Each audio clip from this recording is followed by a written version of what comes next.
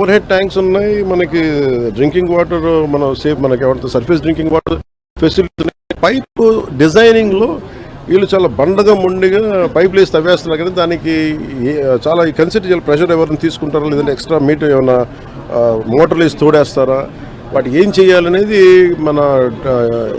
మనకు ఆర్డబ్ల్యూఎస్ శాఖ కూడా దీనికి కొంత బాధ్యత వహించాలని చాలాసార్లు చేశాను. ఈ సౌర విద్యుత్ ఒప్పందాలకు సంబంధించి ఆంధ్రప్రదేశ్ గతంలో ముఖ్యమంత్రిగా ఉన్నటువంటి జగన్మోహన్ రెడ్డికి దాదాపు 1750 కోట్ల రూపాయలు ముడుపులు ముట్టినట్టుగా అమెరికన్ న్యాయస్థానంలో అభియోగాలు నమోదైనాయి. దీనిపైన అది నేను లాస్ట్ 2-3 డేస్ నుంచి ఒకసారి మొత్తం పరిశీలిస్తా ఉన్నాను. ఒకసారి మన ముఖ్యమంత్రి గారితో మాట్లాడి దీని మీద కలిసి సమిష్టి ఒక నిర్ణయం మన అభిప్రాయం తెలియదు. అది వీటన్నిటి మీద ఉన్నాయి డిమాండ్స్, వీటన్నిటి పరిశీలించి దాని వెల్కమ్ దీన్ని తెలియజేస్తాం, మా అభిప్రాయం తెలియజేస్తాం. రాష్ట్రంలో రోజుకు కుంభకోణం బయటపడతాం. ఈ రోజు మళ్ళీ తిరిగి కడప ఎయిర్పోర్టు సంబంధించి 150 కోట్లు, అట్లనే అంతకుముందు శ్రీకాకుళం జిల్లాలో కానీ అంటే సమోసాలకే 9 కోట్లు, అలా కదండి, సమోసాలకే 9 కోట్లు అనుకున్నప్పుడు ఇవన్నీ మనం చూడాలి. అంటే ఇది అంటే చాలా బాధ్యతారాహిత్యం, భయాలు లేవు, పారదర్శకత లేదు, అకౌంటబిలిటీకి వీఆర్ పేయింగ్ ద ప్రైజ్. ఇదేంటి భవిష్యత్తులో ఇలాంటి పునరావృతం కాకుండా చూడాలి. ఒకటి వాళ్ళు చేసిన దానికి వాళ్ళని అకౌంటబిలిటీ తీసుకురావడం, 2 భవిష్యత్తులో ఇలాంటి పునరావృతం కాకుండా ఉండటం, వీటన్ని రెండింటి మీద ఆలోచిస్తారు.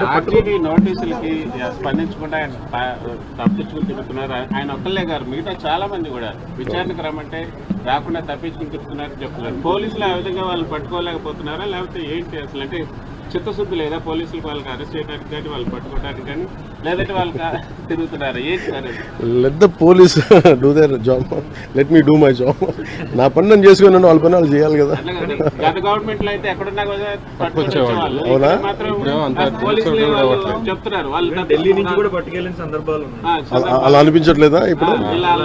అంటే మీకు ఇప్పుడు చంద్రబాబు గారి మీద నందిగామలో దాడి చేసిన వాళ్ళు సింపుల్ గా కోర్టుకు వెళ్ళి వచ్చి మేము బయటకు వచ్చేసామని చెప్పి కాలర్ ఎగరేసుకునేటువంటి పరిస్థితి కనిపిస్తాం.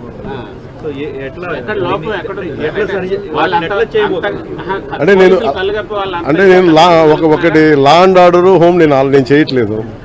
సో మీరు ఇది అడగాల్సింది మీరు ముఖ్యమంత్రి గారిని అడగాలి. కూటమి ప్రభుత్వం కాబట్టి కరెక్టే. అలాగే ఇప్పుడు నేను పంచాయతీరాజ్ గురించి అడిగితే నేను చెప్పగలను. కొన్ని ఇది మా ఇంటర్నల్ గా ఏం జరుగుతుందో ఒకసారి మీరు చెప్పినవన్నీ ఖచ్చితంగా నేనే దాన్ని తప్పించుకోవట్లేదు కదా, కానీ ఒక మాట చెప్పేటప్పుడు కొంచెం బాధ్యతగా చెప్పాలి. సో మీరు మా మీడియా మిత్రులు అడిగారు ఢిల్లీలో, ఇవన్నీ నేను ముఖ్యమంత్రి గారి దృష్టికిను హోంమంత్రి గారి దృష్టికి తీసుకెళ్తాను. ఏం చెప్పంటారు చెప్పండి, మీ మాటకు నేను తీసుకెళ్తాను. అంటే మిమ్మల్ని అంత ఇబ్బంది పెట్టినప్పుడు, అంత ధైర్యంగా ఆంధ్ర పోలీసు ఉన్నప్పుడు ఈ రోజు ఆంధ్ర పోలీసు ఎందుకు తట్టుపాయిస్తున్నారు అడగాలి కదా, ఖచ్చితంగా అడుగుతాను. డిసప్పాయింట్ అంటే ఇప్పుడు ఏదో ఉనికిపోతున్నాను, మంచం కింద కూర్చొని ఏడుస్తున్నాను అని. ఎక్స్ట్రీమ్లీ సారీ టు డిసప్పాయింట్ అంటే ఇప్పుడు ఏదో ఉనికిపోతున్నాను, మంచం కింద కూర్చొని ఏడుస్తున్నాను అని అందరూ what ever the media speculating, వాళ్ళందరికీ చిన్న డిసప్పాయింట్మెంట్గా ఉండొచ్చు వీడియో. ఇక్కడ పాయింట్ ఏంటంటే I just want explain the whole concept. ఇప్పుడు నేను ఆల్మోస్ట్ ఒక 1 year బ్యాక్ ఏదో ట్వీట్స్ పెట్టాను అనే ఎలిగేషన్. ఆ ట్వీట్స్ ఎవరో మనోభావాలు దెబ్బతిన్నాయి. ఇక్కడ విచిత్రం ఏంటంటే 1 year బ్యాక్ పెట్టిన ట్వీట్స్ 4 డిఫరెంట్ ప్లేసెస్లో 4 డిఫరెంట్ జ్యూరిస్డిక్షన్స్లో 4కి ఒకే 3-4 రోజుల వ్యవధిలో వాళ్ళ మనోభావాలు దెబ్బతిన్నాయి. వాళ్ళు ఆ పరంగా కంప్లైంట్ ఇవ్వడం, కేసులు పెట్టడం జరిగింది.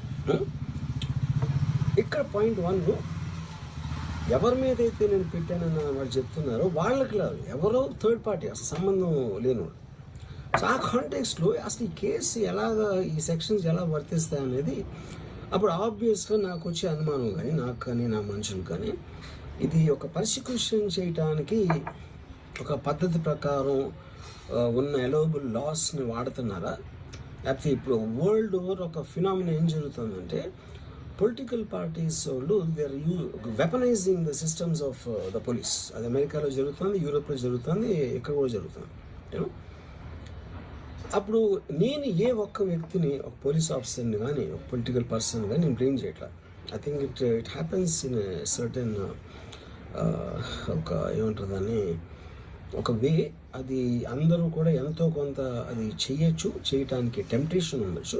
But eventually there is the law of the land which will take the final call. So అది that I completely agree, believe in that and I abide by that as a citizen. So ఇప్పుడు ఇక్కడ జరిగింది ఏంటి, నాకు ఒక notice వచ్చింది, నేను ఒక రిప్లై ఇచ్చాను, ఫలానా తారీఖు నేను వస్తాను. అప్పటికి నాకు జరుగుతున్న పని ఒక ఆన్గోయింగ్ స్కెడ్యూల్ ఉంది కాబట్టి, నాకు ఫిలిం వర్క్ ఉంది కాబట్టి అవ్వలేదు. అండ్ ఇట్ ఈస్ వేరే ప్రొడ్యూసర్కి చేస్తాను, ఆ ప్రొడ్యూసర్కి నష్టం వస్తుంది కాబట్టి నేను మళ్ళీ టైం అడిగాను. ఇదేంటి కేసు, ఇదేం అర్జెంట్ కేసు అంటే 1 year తర్వాత ట్వీట్ చూసిన అతనికి 1 weekలో అన్నీ అయిపోవాలనేది ఏమన్నా మీనింగ్ ఉంటుంది అసలు దానికి? So which basically means it is being done for purposes other than the urgency of the case.